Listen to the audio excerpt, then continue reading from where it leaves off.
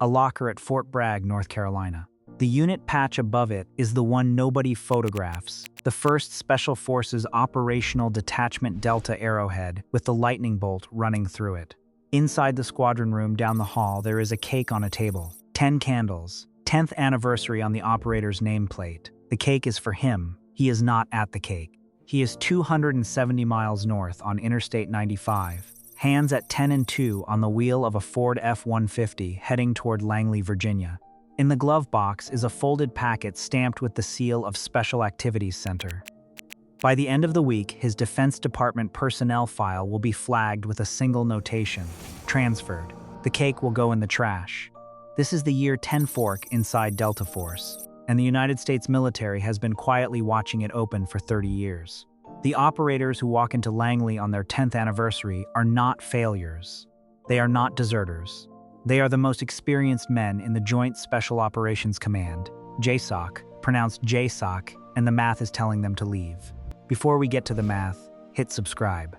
Because what comes next is the part the Pentagon does not put in press releases. To understand year 10, you have to understand what the first 9 look like.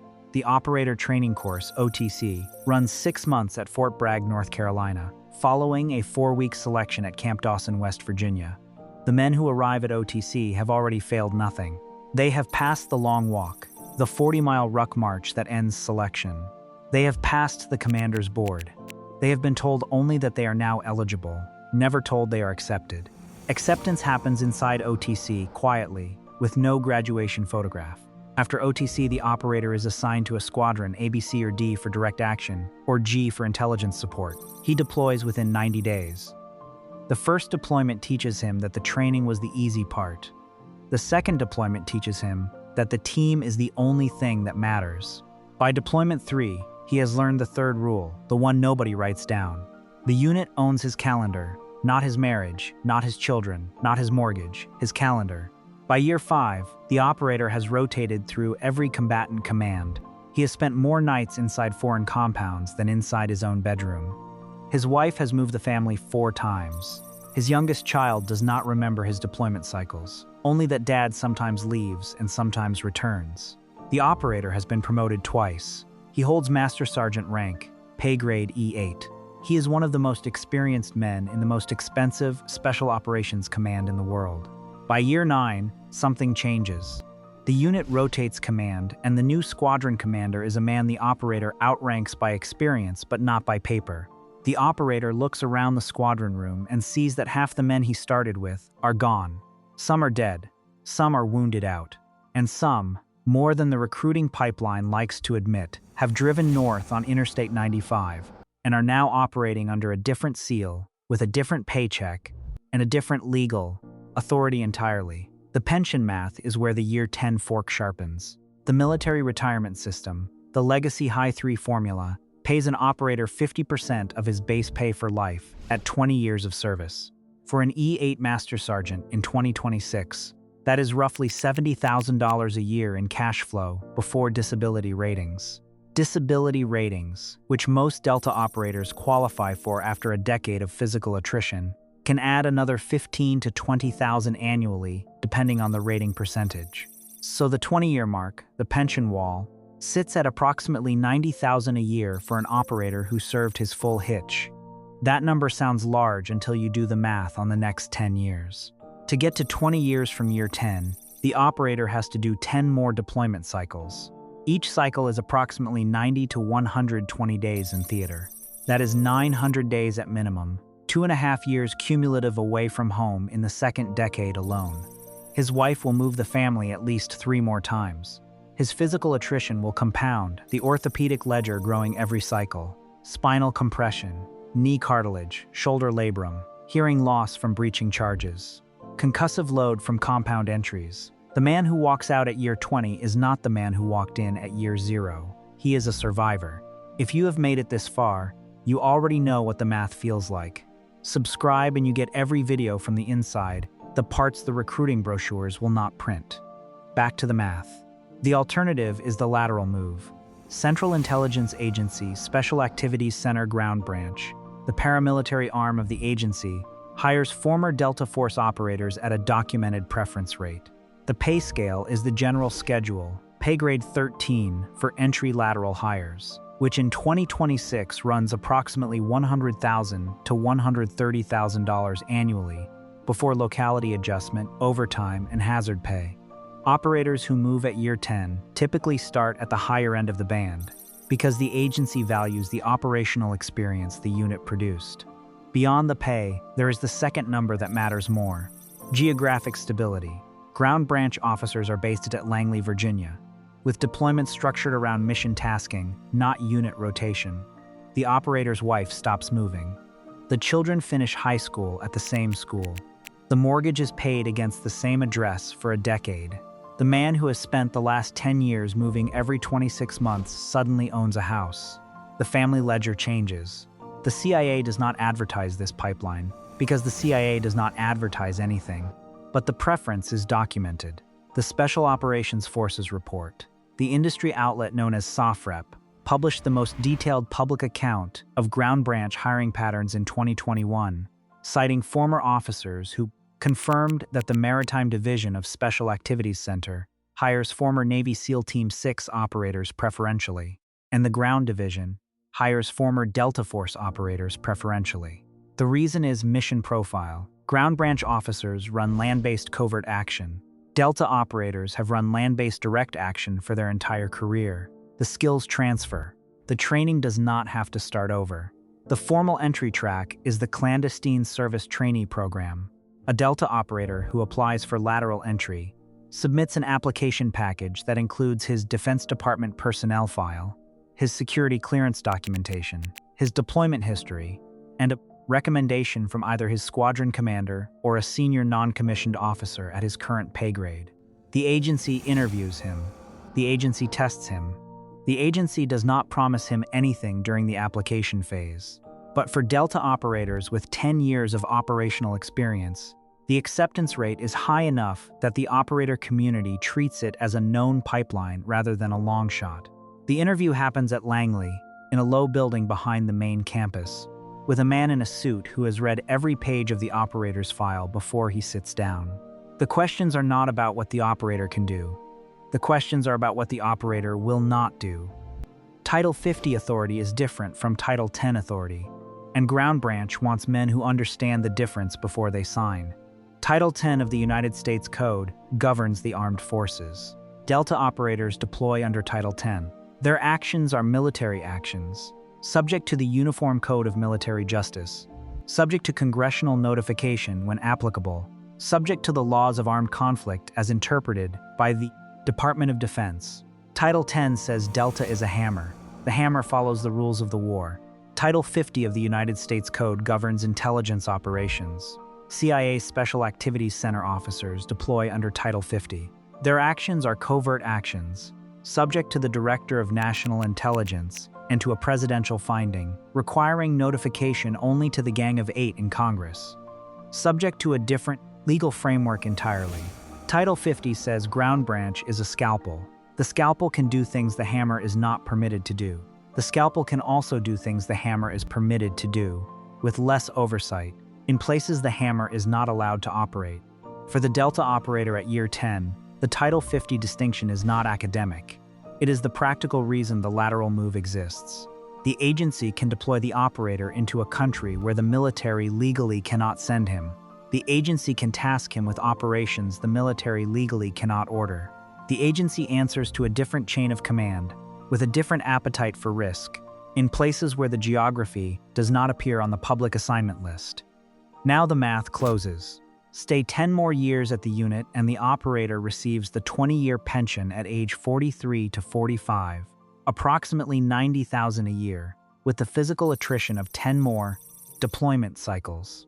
Move at year 10 and the operator receives Ground Branch pay grade 13 pay immediately, approximately $115,000 to $130,000 at the upper band, with civilian federal pension stacking on top of his existing military retirement points, which he will collect at age 60.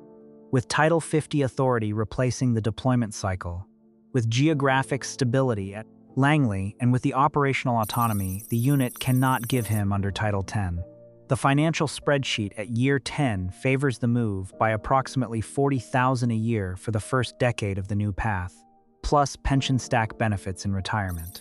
The physical spreadsheet at year 10 favors the move by approximately a decade of orthopedic attrition avoided. The family spreadsheet at year 10 favors the move by 0 additional moves, 3 children finishing the same school district, and a wife who has finished moving for the United States government. The authority spreadsheet at year 10 favors the move because Title 50 does what Title 10 cannot. The motto stays the same, Sin Pari. Without equal, the address changes. This is why year 10 is a fork, not a moment. The decision presents itself in the form of a packet sent from Langley to the operator's home address, postmarked from a Reston, Virginia post office, addressed by hand, marked personal. The packet does not include a job offer. The packet includes an invitation to interview. The agency does not pursue. The agency waits. And the operators who open the packet on their 10th anniversary are not surprised it arrived. They have been waiting for it. Some operators do not open the packet. They stay for the pension. They take the deployment cycles and they finish their 20 and they retire honorably and they go home and the unit holds their file forever. Others open the packet. They drive north on Interstate 95. They are not surprised when they arrive. They are not nervous. They are exactly the kind of men the agency hired Beckwith to build 40 years ago, and the agency knows it. Charles Beckwith founded Delta Force in 1977. He had served as an exchange officer with the British Special Air Service in the early 1960s. When he wrote the founding doctrine for the unit, he drew explicit comparison to 2 institutions, the SAS and the CIA paramilitary tradition. The unit was built to feed both. The family decision is what closes the deal for most operators who move at year 10. By that point, the children have noticed. The oldest child, often a teenager, has stopped asking when dad gets home because the answer is no longer interesting. The wife has built a parallel life inside the spouse community at Fort Bragg, a network of women whose husbands also leave on indeterminate timelines. A sisterhood that nobody outside the gate fully understands. The family unit is functional. It is also tired. The ground branch move buys the family a permanent address. The operator's wife meets the CIA spouse community at Langley, which has its own internal architecture, its own discretion norms, its own quiet support networks. The children enroll in the same high school for the duration. The family eats dinner together with a frequency that surprises the operator. His wife, who has spent 10 years with a man who appears and disappears on a JSOC calendar, has dinner with a man who comes home from work at 6. The marriage, which has survived a decade of Delta deployments, finds itself with surplus oxygen for the first time. If you have made it this far, you are not here for the surface. The cadet membership gives you 24-hour early access on every video, the operator emoji in chat, and a place inside the brotherhood that does not appear on the public feed. Link in description. Back to the move. This is the part the recruiting brochures will not print, because the recruiting brochures are written for 22-year-old privates considering enlistment, not for 38-year-old master sergeants considering departure. The unit is the most demanding institution in the United States military. The CIA Special Activities Center is the most demanding civilian institution in the United States government. The men who run land-based covert action at Langley, Virginia in 2026 are, in significant numbers, the same men who were running direct action at Bagram Airfield in 2015. Different seals on the building, same operators in the room. The Beckwith-Langley connection is the part of the story the public Delta histories do not fully tell. When Beckwith stood up the unit at Fort Bragg in 1977, the building he was given was a converted prison stockade, an institutional ghost building everyone in the post complex forgotten existed. The funding for the original concept came partly from the Department of Defense, but a meaningful portion came from sources that the public budget did not document. Beckwith had served with the SAS at Hereford in 1962, and he understood what a paramilitary force inside an intelligence service looked like. The CIA in 1977 had its own paramilitary tradition stretching back through the Office of Strategic Services to the Second World War. That tradition had never gone away. It had simply been resourced quietly. The original Delta concept, in Beckwith's words from his 1983 memoir Delta Force, was a unit that could operate at the seam where military authority ended and intelligence authority began. Beckwith did not invent that seam. The CIA had been operating in it for 35 years before he stood up the unit. What Beckwith did was build a military force that could share that seam without losing its military identity. The result, by design, was an institutional pipeline. Delta operators trained inside Title 10, learned the doctrine, ran the deployment cycles, and at the year 10 mark, the most experienced of them transitioned into Title 50 institutions, where the same skills carried different legal authority. The pipeline was not accidental. It was the original architecture. 49 years later, in 2026, the architecture is still functioning. JSOC and CIA Special Activities Center run joint operational tasking on a rotating basis, codified after September 11th. The director of JSOC and the director of Special Activities Division speak weekly. Operations like Neptune Spear, the May 2, 2011 raid on the Bin Laden compound in Abbottabad, Pakistan, ran on combined authority with CIA Intelligence Backbone and Naval Special Warfare Development Group, DevGRU, as the direct action element. Many of the officers on that operation, on the intelligence side of the planning, were former Delta, different SEALs, same operators. This is why Year 10 is a fork rather than a defection. The unit feeds the agency. The agency feeds back into the unit when it tasks joint operations. And the men who walk the locker hall at Fort Bragg in their 10th anniversary week are not leaving the brotherhood. They are graduating to the second institution that the brotherhood was always meant to serve. So when the operator drives north on Interstate 95 with the Langley packet in the glove box, he is not betraying anything. He is following the path Beckwith built him. He is doing the thing the unit was designed, at its founding, to enable. The cake at Fort Bragg goes in the trash because the operator does not need the ceremony. He needed the math. The math told him to drive. He drove. The men who stay for the 20-year pension are also doing the thing the unit was built for. They become the institutional memory. They train the next cohort. They sit in the squadron commander's chair at year 19 and tell the year 3 operator what the year 10 fork is going to look like when it arrives. They produce the men who will, in their 10th year, get into the Ford and drive. The pipeline runs both ways. Without the men who stay, the men who leave would have nothing to graduate from. Both decisions feed the architecture. The institutional honesty of the unit is that it does not punish the operators who leave at year 10. The unit knows what Langley pays. The unit knows what Title 50 buys. The unit holds the operator's file forever, and his next visit to Fort Bragg, even 30 years later in retirement, will be quiet, respectful, and short. He will not be asked why he left. He will be asked how his children turned out. Because Delta is a family. The man who leaves at year 10 is still in the family. He just commutes from Virginia. Here is what the SEAL community will not tell you. The DevGRU operators who leave for Langley do not get the same return welcome. The unit holds files. The DevGRU community holds grudges. Different cultures, different exits. Tell me in the comments which culture is right.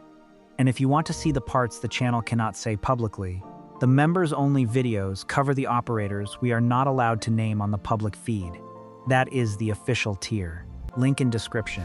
Year 10 is not a year, it is a decision. And in the United States Special Operations community in 2026, the decision has never been more documented, more rational, or more honest. The locker at Fort Bragg empties on schedule. The seat at Langley fills on schedule. Different addresses, same brotherhood.